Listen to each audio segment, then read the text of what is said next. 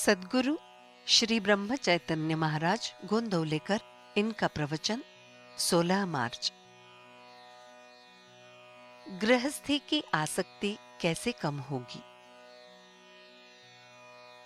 हमारी आज की स्थिति के बारे में जरा सोचिए। गृहस्थी को हम छोड़ नहीं सकते। भगवान का प्रेम हमें चाहिए।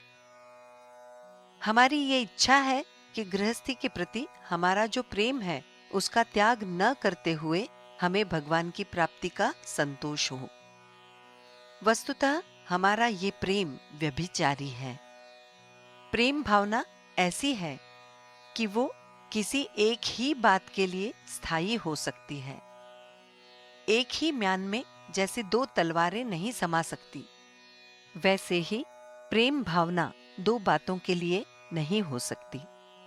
हमारे लिए सच्चा सुख भगवान के पास ही है और उसकी प्राप्ति के लिए हमें गृहस्थी का त्याग ही करना चाहिए, ऐसी बात नहीं है। मुख्यतः गृहस्थी में हमारी जो आसक्ति है वो नष्ट होनी चाहिए। शास्त्र में भी यही कहा गया है। शास्त्र अनुभव से बना है।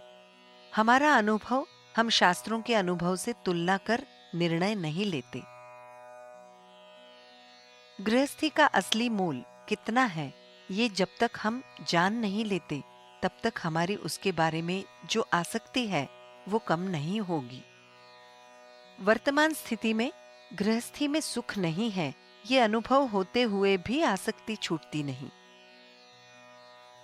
ये आसक्ति छूटने के लिए कौन सा मार्ग है ये जानना जरूरी है।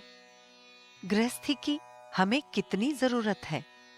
कोई व्यक्ति जब टहलने के लिए जाता है तब हाथ में लकड़ी लेता है, तब ऐसा कोई नहीं कहता कि हाथ में लकड़ी लेना भूषण है।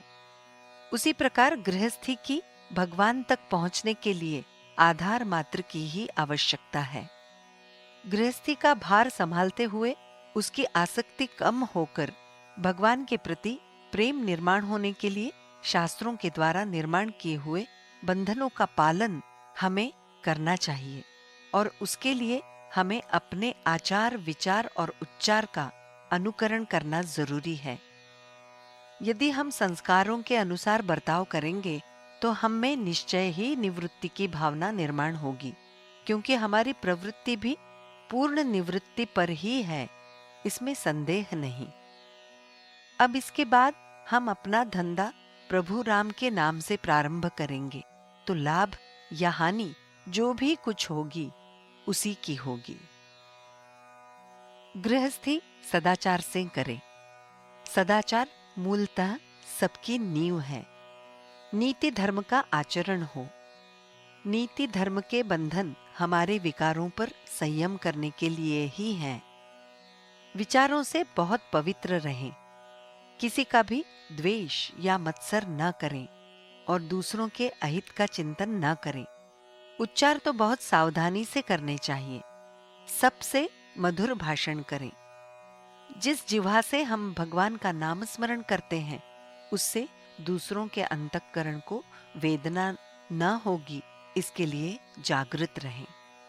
ये ध्यान में रखें कि जब किसी के अंतःकरण को वेदना या पीड़ा होती है तो हम भगवान को ही पीड़ा देते हैं।